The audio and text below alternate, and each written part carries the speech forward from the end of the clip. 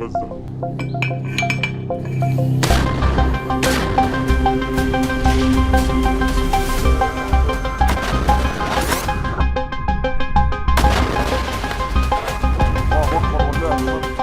जब दो देशों के बीच युद्ध होता है तो उन देशों के कुछ लोग तो युद्ध के समर्थन में होते हैं, लेकिन काफी ऐसे लोग होते हैं जो युद्ध नहीं चाहते और वो चाहते हैं कि जल्द से जल्द युद्ध का समाधान निकालकर इसे खत्म किया जाए।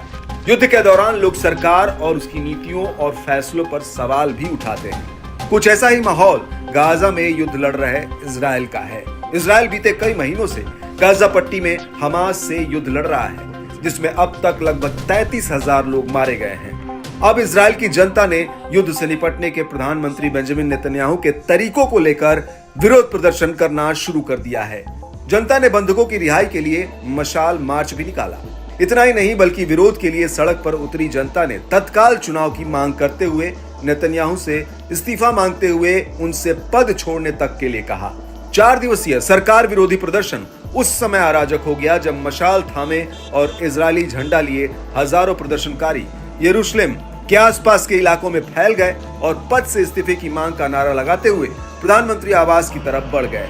वहां लगी पुलिस ने लोगों को रोका तो प्रदर्शन अराजक हो उठा। प्रदर्शन कर रहे लोगों ने प्रधानमंत्री पर एक बड़ा गंभीर आरोप लगाया कि नेतन्याहू सत्ता पर अपनी पकड़ बनाए रखने के लिए युद्ध का इस्तेमाल कर रहे हैं।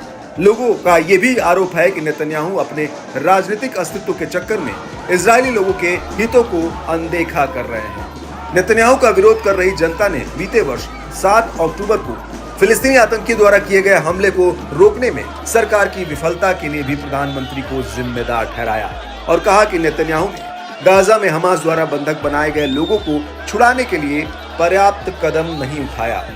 जनता विरोध करती रहे, लेकिन ये तय है कि नेतन्याहू अपनी कुर्सी छोड़ने वाले नहीं हैं और नेतन्याहू को अभी और तगड़ा विरोध भी झेलना पड़ सकता है।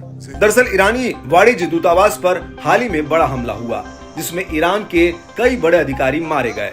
रूस ने इस हमले को इजराइल का आतंकी हमला बताया है। इस हमले के बाद से विभिन्न मीडिया रिपोर्ट्स में मामले की जानकारी रखने वालों के हवाले से दावा किया गया कि ईरान ने भी हमले का बदला लेने की तैयारी शुरू कर दी है।